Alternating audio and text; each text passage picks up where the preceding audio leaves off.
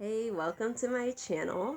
I'm Tahtahme and I just talk about whatever the heck is on my mind. And tonight I have like some weird thoughts on my mind that I couldn't really get off. So yeah, we're just gonna talk about it, even though, I already washed my face. I have my bonnet right here ready to go. My tablet's dying, has no energy. But we're gonna still go. We're still gonna do this. So we're gonna start with something kind of irrelevant. Um, Today I was rewatching Blackfish, and I was thinking to myself, this memory came up of when I first went to SeaWorld as a little girl, and I remember being unsettled when I looked in the tank of that, when the show's gonna start. I don't know if you know that, it's like that big circle, there's a pool, and then we're all in the stadium up, and if you're down low, you're in the splash zone. But you could walk around the splash zone and kind of look inside, the tank. And I remember looking inside that tank and thinking, being really just disturbed. Because I don't know if I was expecting the Little Mermaid. You know what I'm saying? I don't know if I if I was expecting a bunch of fake sea life in there, coral, if I was expecting painted sea life, but I thought that it was really bland in there. So I remember walking up the stadium things with my little dolphin toy that I like really wanted that dolphin toy. And I went all the way up to the top and I looked over, like, because at the top of the stadium steps, if you tiptoed, as a little kid, you could look and see the pools in the back where they kept the whales. And I saw those were plain blue too. And I know I can't be the only one who in their mind kind of questioned this. Was like, you got all these whales in there and there's like no stimulation, there's nothing to do. Whales are supposedly so smart and they're in these tiny tubs.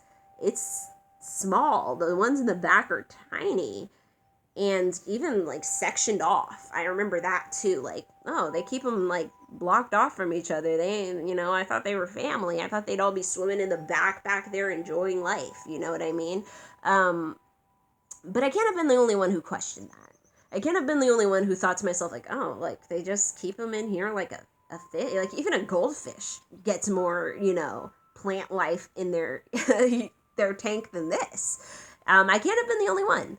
But I do know most of us didn't question it. And I do know that before we saw that Blackfish film way back when, most of us were just we would have laughed off an activist who said this was wrong or who tried to point out something obvious like that. Like, why would a super intelligent animal like need this plain ass tank? Like, we even put stimulating things in the chimp tank, and you know what I mean, or not tank, you know what I'm saying, the chimps in the zoo get more than this, the penguins in the zoo get more than this, but we didn't question it. We assumed the institution was helping these animals because that's what they said. They said they were like helping, and I'm sure they did do some kind of help out there in the sea life world, just not in the actual place. But we didn't question it, and we kind of submitted to authority, and if anybody had spoken out about it, we'd have kind of asked them to politely shut up because you're ruining it. And even though our eyes were telling us that there were not enough resources for these whales, that these whales required something more, something special, that these whales were kind of, this was a special situation. This isn't just a fish. This is something where you're going to have to put in a bit more effort than a basic little pool that has no toys and no nothing to do. So with that, I'm going to try and connect that thought to another video I saw today where an individual had adopted 10 children. And this was a nice person. Like, he rescues babies. So this is one of the best case scenarios. Like, I always feel like people are trying to test me with that. Like, what if you walk in the forest and you find 10 babies and they're all just laying there, and wouldn't you adopt them? don't they deserve to all be adopted?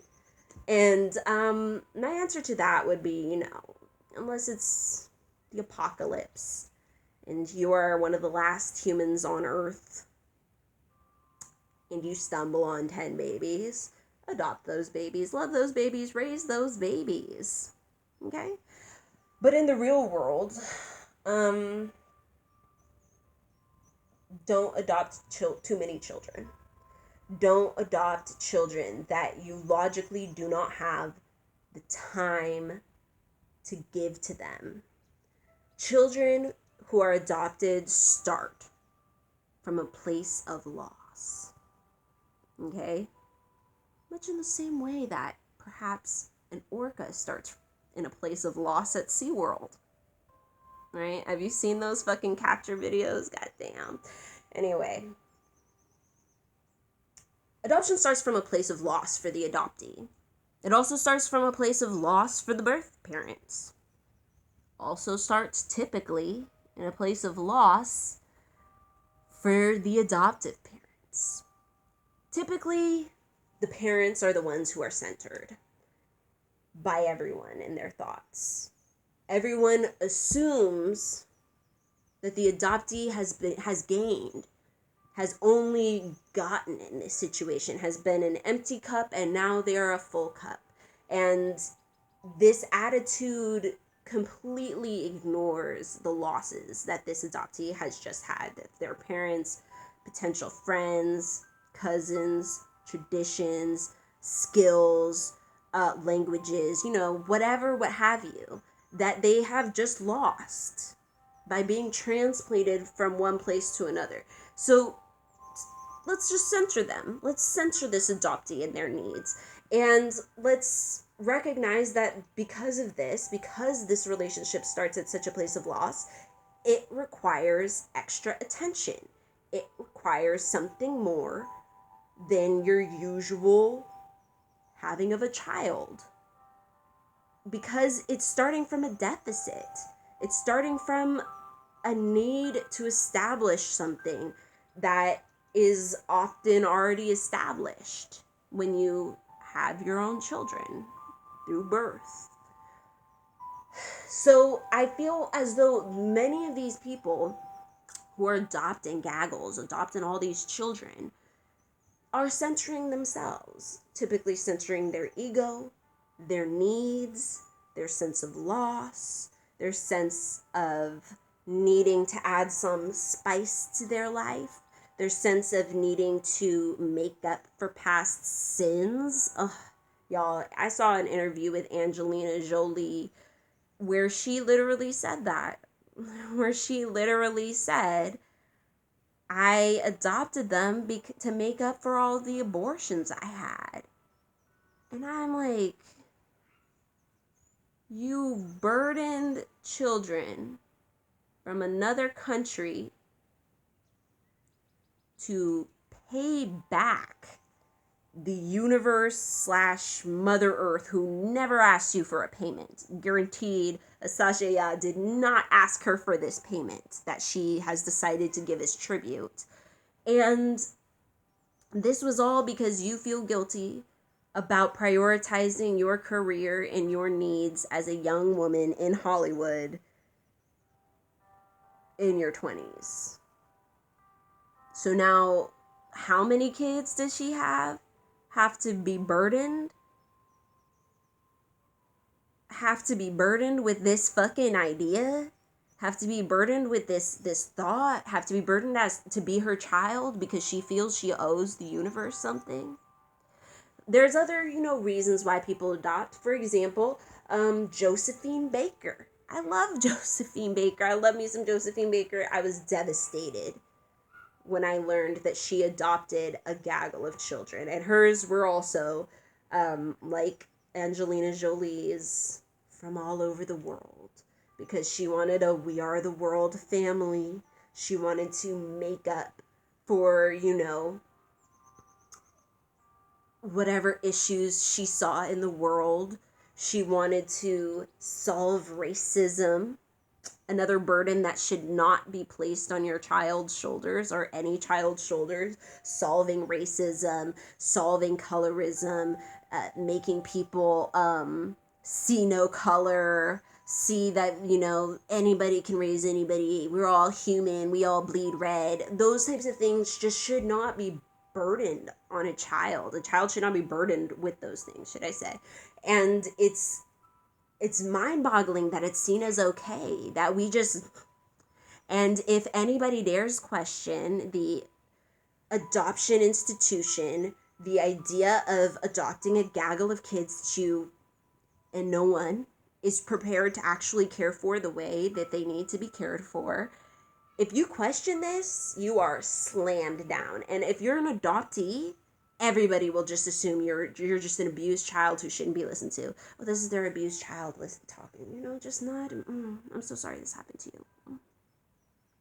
But if an adoptive parent says something, oh, I love them, they can't, it just breaks my heart to think about them on the streets. Everybody's just, look at them. And any word they say is trusted. They're completely believed as a sane and a emotionally stable individual. No one ever questions anything about their sanity or ability to recall events or say what they were with certainty. They're just believed. The adoptive parent's side and story is just unequivocally believed.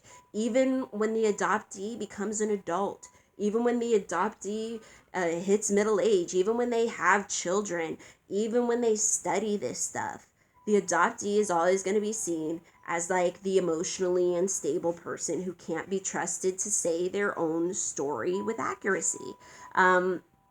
And I kind of saw that with the Red Table Talk. I never quite made that video, and I totally need to. But that was basically what occurred there, was when the white adoptive mom was there, everybody's just cheering, clap, clap, clap, clap, clap. I say they should get that black transracial adoptee, and they found one, and then they kind of gaslit her. And they kind of, like, just the looks in their eye says it all. Well, I'm sorry. Yeah. Like you're just being emotional, and what you're saying is not a fact or even something that has been, reportedly repeated in family after family after family after family. Like, it's sad when you're in a transracial adoptee group and just everyone has that same weird, gross experience. And you're just like, wow, dude, like, they really got us fucked up. And then add to that more kids that you are inadequately caring for. I think that this is a problem when you have kids of all the same race, when you have kids of all of one race that isn't your race. You've transracially adopted 6 Asian girls because, they hate their girls, so I'm going to raise their girls better than they could. I'll have them. And, the mixture, the one that's we are the world family. It's bad, all of them. They all struggle. And all of us get gaslit. We all get told, if we are complaining about the parents or we're complaining about what's going on, hey, well, you could have been dead. You could have been in foster care. Like, it's like a threat where it's like, shut up and take what's happening to you. Shut up and take what you can get. You don't like these crumbs? That's like all I hear when that happens. It's like, what, you don't like these crumbs? Because you could have no crumbs. And it's like, that's how we're raising kids. This is the blessing that these adoptees should be just so grateful for. And there's, pockets of people who had decent adoptions, but it doesn't change that their adoption started with loss. And it doesn't change that often. That part is just totally skipped over. And it's skipped over because so many adoptive parents, especially adoptive mothers who feel kind of owed by their kid because I couldn't have any other kids. I tried, so I got you.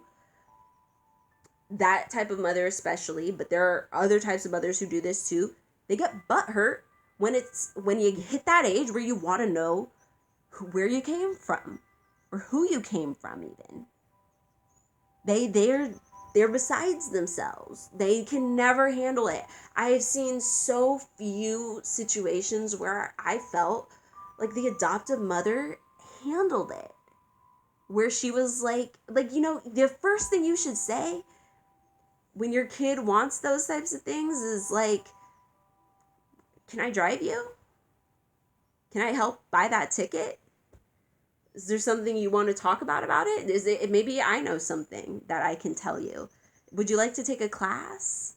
Is there something we can get you into? But I remember that conversation you said about this. So I bought you this to get you started on that road. But they don't typically do that. They're typically like, why? They feel abandoned.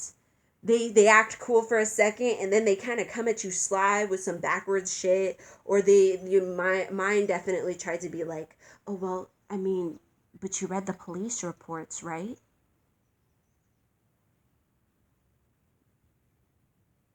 I'm just like, ma'am,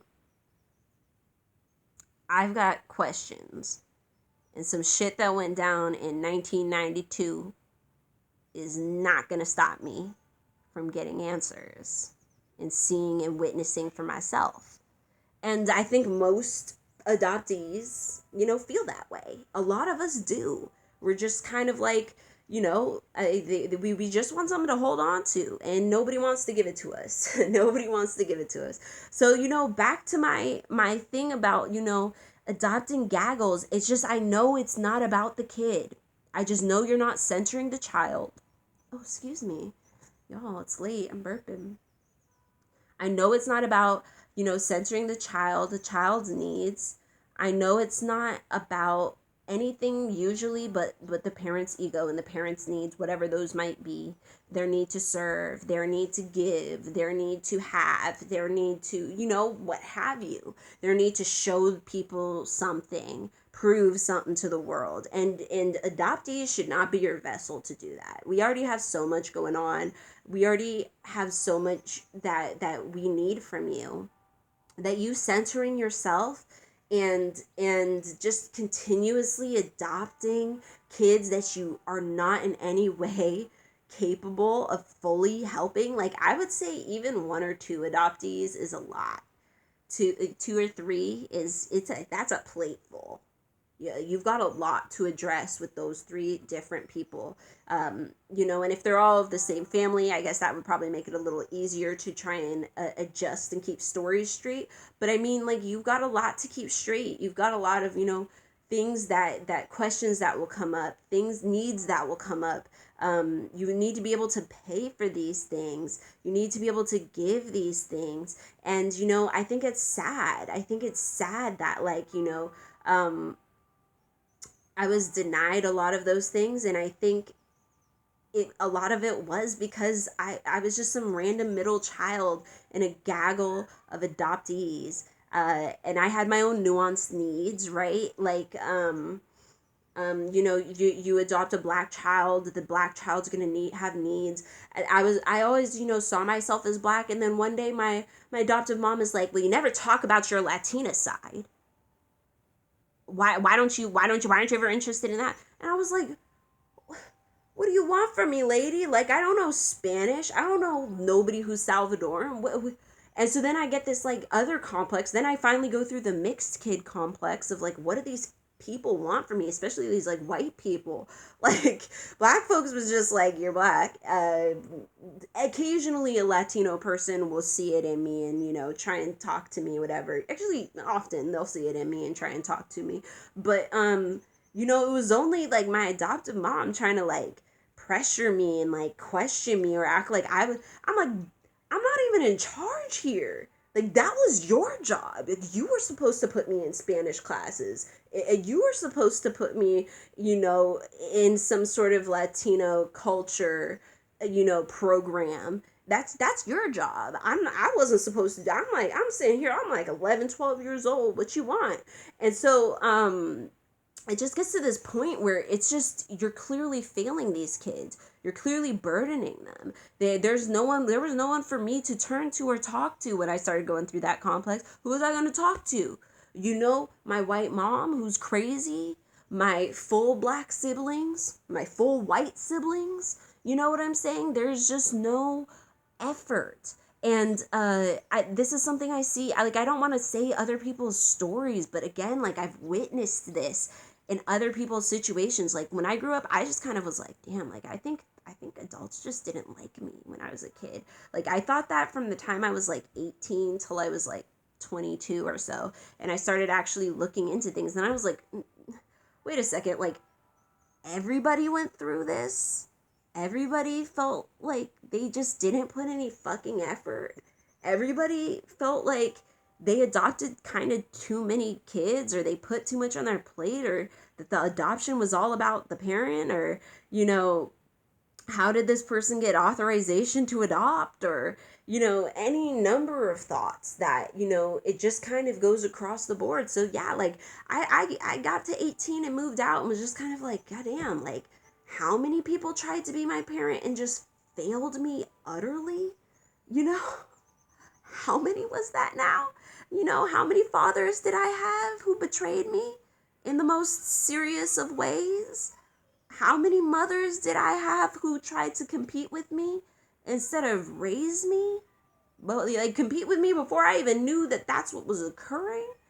How many times did that happen? How many times did I get sexualized by my adoptive parents?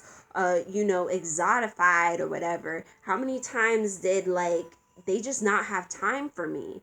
Just not have time for my issues?